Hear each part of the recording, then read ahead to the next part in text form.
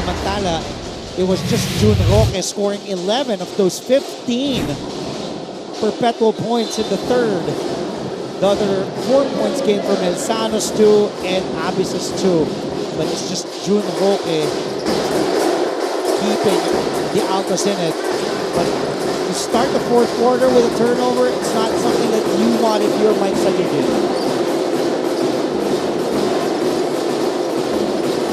Recto has it over to Escames. Got a turnover. Escames seems to be okay. Recto apologizing to Clint. Two rookies. Clint, a transferee, but still considered as a rookie here in the NCAA and the seniors, because he did play in the juniors. Another turnover. And that will be turnover number 16 para dito sa Perpetual Altas. Jopet Soriano coming back in. What a third quarter for Jopet. As I said previously, he had 6 points, was perfect from the field, 3 out of 3. Escames calling the play, using that Bonnie screen, or that's Rosillo, handing it over now to Escames, giving it to Soriano. Now, oh, what a pass fake over to Dalisay, but that will be the dribbling violation. Called on Jopet Soriano. Or back in the day, it was called lifting. Tama. Pero alam mo kung sinong player ang nagre-remind sa akin sa mga ganong moves? Fake handoff drive. Sino? Belga. Big Bo. Big Bo. Big Bo Belga. Big Bo. Bread and butter. Mahilig siya sa pass fake, mahilig din siya sa shot fake. Yung pinapakagat yung defender. Hindi mo talaga alam kung shot fake yung sa kanya o shot talaga. That's true though. Omega's back in the ball game. Big game against LPU, hitting that game winner. Bonifacio, drop pass to Soriano. Jopet's been doing all the right things inside. Just going to the right spots. When he gets fouled, he will take 2. Pero kudos pa rin dito sa Mapua, no? Kung paano nila i-share yung bola. Na pag may nakita silang open, doesn't matter. Open ako, pero mas open ka. I'm gonna give it to you. I trust you. Whatever you're gonna do with the ball, you take it. Siguro nakakahawa rin yung trust na binibigay ni Coach Randy sa players na para dito sa mga players na kung si Coach binibigyan tayo ng ganong kalalim na pagtitiwala, bakit tayo hindi natin bibigyan yung teammates natin ng same amount of tiwala? And I think that's one of their secret kaya naging ganito ka-successful yung Mapua dito sa elimination round. Soriano is 64% free throw shooter. Knocking down both for Jopet. Big game para dito kay Soriano with 10 points. He's the only player not named Clint Escames in double figures. 17 para kay Clint, 10 para kay Jopet coming off the bench. Netura goes baseline. Netura. Good reverse from Cyrus Netura, but that's just his third field goal made. 6 points for Netura. Now let's head back courtside. Aliana Faustino has an update on Clint and also on Mapua. Andre and Prince, just a quick update on Clint Escames. Medyo natapilan siya kanina and they were icing his right ankle. Pero he assured us that he will be back and right now he is. So meanwhile, in the huddle, Coach Randy asserted the need to defend well. Kapag mintis, rekta baba na raw at huwag na mag-jogging. Sandali lang ang lamang ng Perpetual at mababalo wala ang kanilang kinayon kung hahayaan lang nila ito. Now, will the Cardinals pull away from the Perpetual Altas? Let's wait and see. Andre and Prince. Thank you for that update, Aliana. Well, so far, Perpetual still struggling from the field. 15 out of 56 in this game. Just 27%. Mapua, on the other hand, shooting 43%. Escames launches that long bomb. Hits all glass and even hit the ring. He seems to be okay after tweaking his ankle. Abis thought about taking the 3. Abis passing behind his back over. Back to Omega, extra pass. Jelo setting his speed. Missing that 3. Track for the ball. Last touch by Perpetual. Possession back to Mapua. Perpetual today from the 3-point area. 2 of 19. Prince. 10.5%.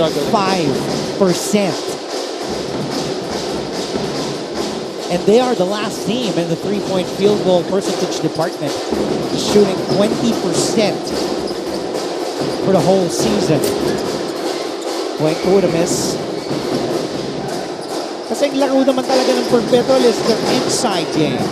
And again, nabanggit mo kanina, number 1 sila sa rebounds, offensively and defensively.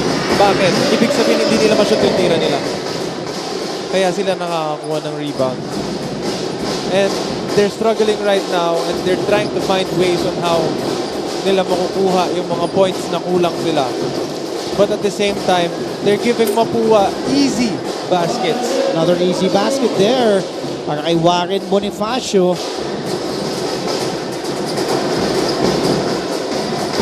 Here's Jello trying to shake off Rosilio, and Avis gets stripped but fouled.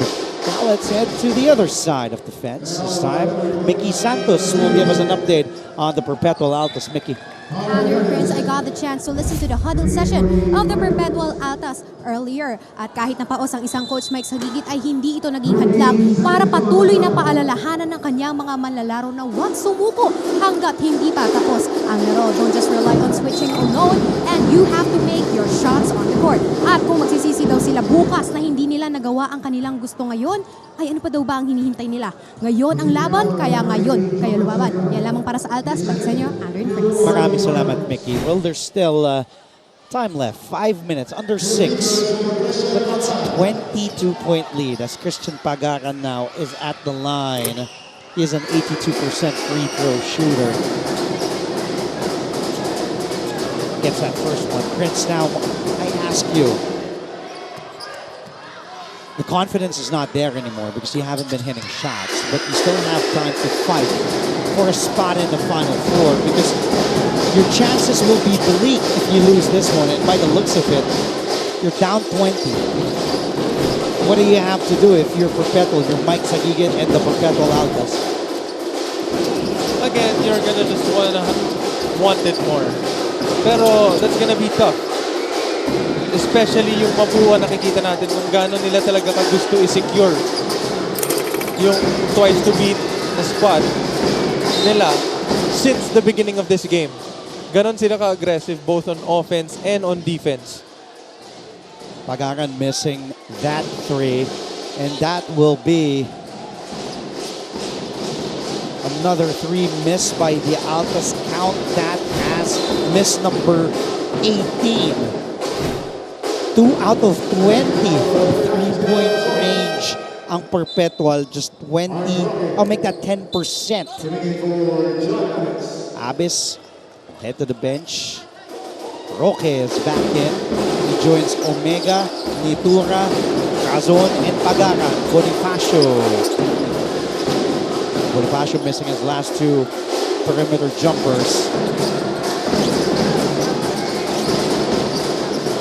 Now is Perpetual's chance to capitalize because they're getting stops.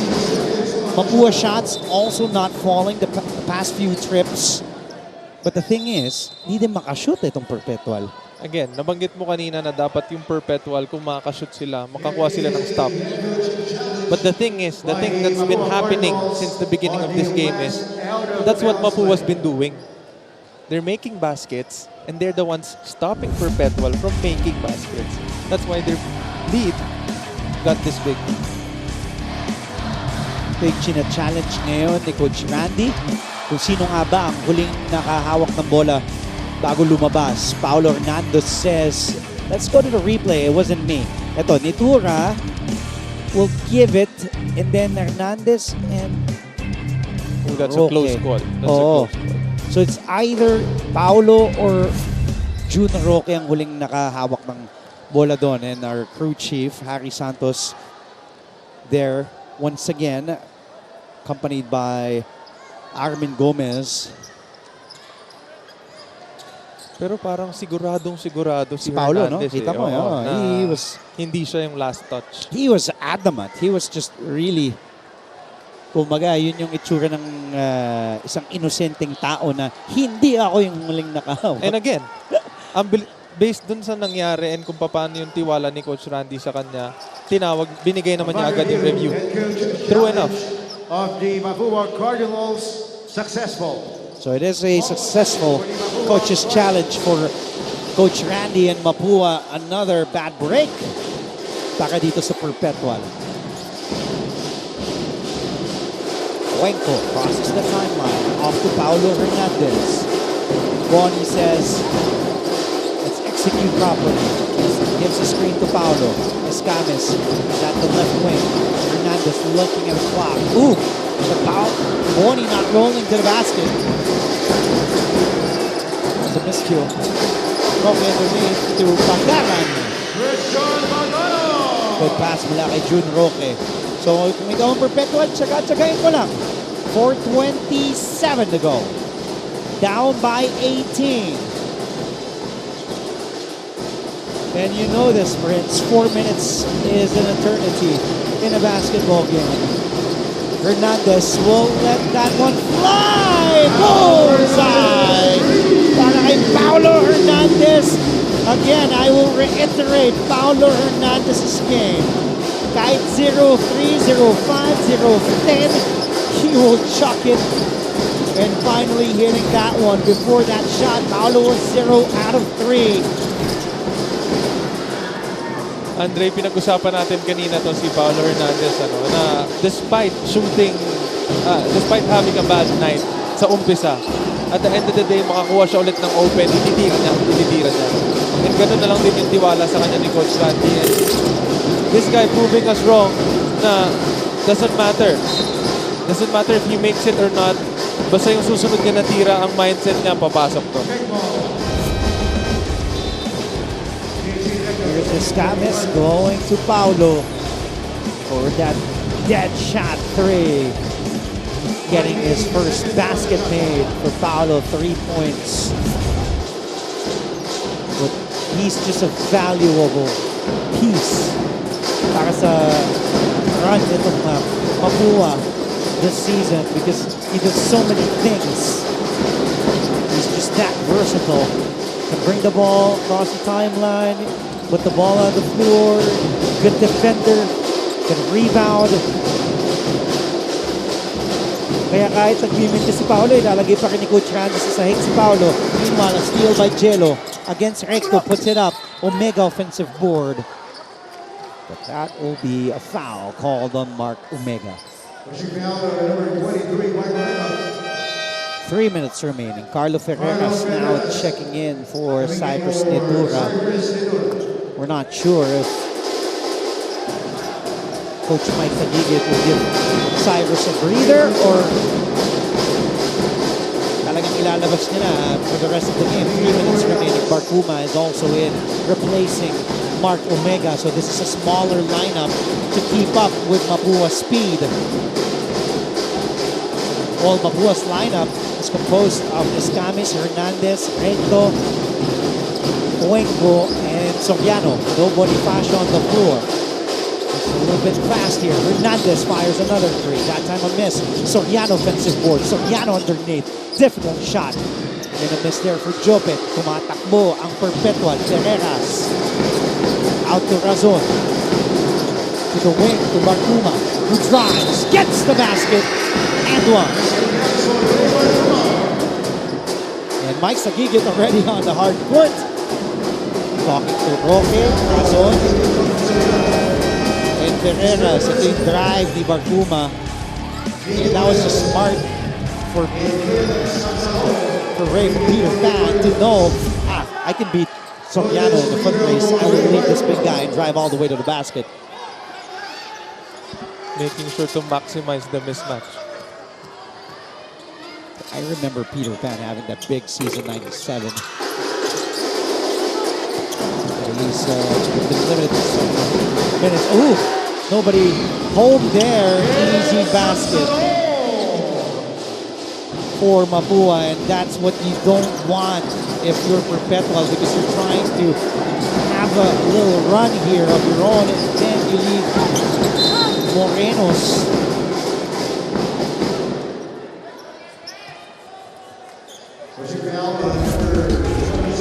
Miggy Morenos of the juniors program, also a rookie, one of 7 rookies ni Coach Andy. Jello Razon at the line.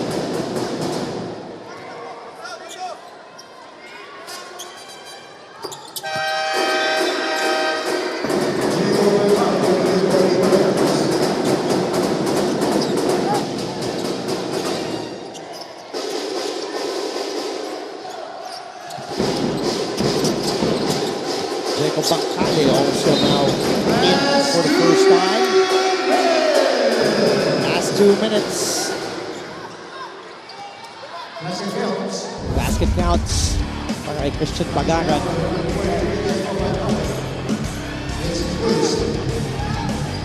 Bagaran still keeping live. Clint Escames today already has 6 steals. Wow, and you just pointed out to me, the most he's had in a game was back in October 11th, when he had 8. Then he also had 6 in October 1. He's well, obviously the steals leader this season. Clint Escames averaging 15.7 points a game, 4 steals a game so far today, 17 points and 6 steals for the clear front runner for Rookie of the Year and MVP awards. Diyan mo makikita na si Escames hindi lang siya sa offense talaga. By having 6 steals, hindi madali yun para magawa sa isang game. And doing it 8 and then 6 and then another 6, it's not easy. On a consistent basis too, because as we said, grabe yung average ng close to 4 steals a game. Tama. Hindi ko nga maalala yung game na nagkaroon ako ng 1 or 2 steal. Hindi ko nga maalala kung may player na gano'n na almost 4 steals a game eh. Let's take a quick break. Mapua still ahead though. Looks like another win for the Cardinals. They're up 17 with 1:33 to go.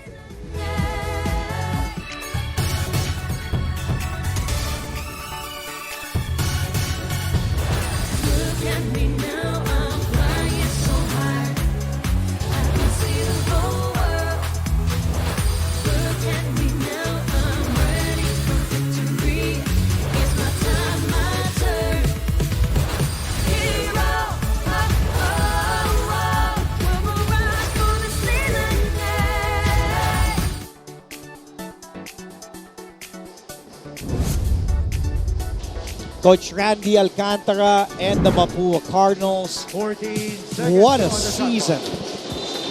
Although in the second round they lost twice to Benilde to open up the second round and to LPU. And if they win, well, it looks like they will win this one, get their 4th straight win.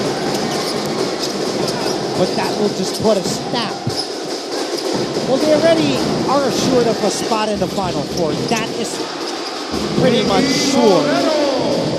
Meanwhile, Mickey Moreno's the rookie, 5'10", rookie out of their juniors program.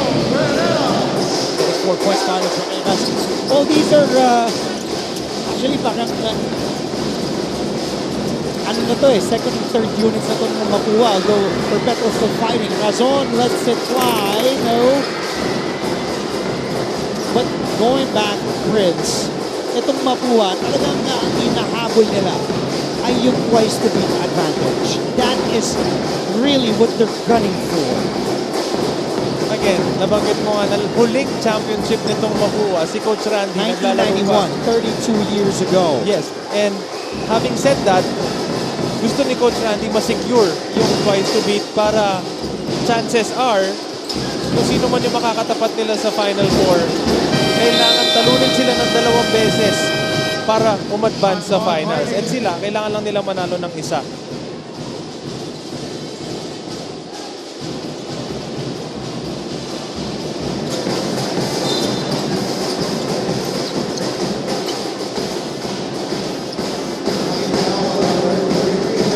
Foul ball dito kay Bancale.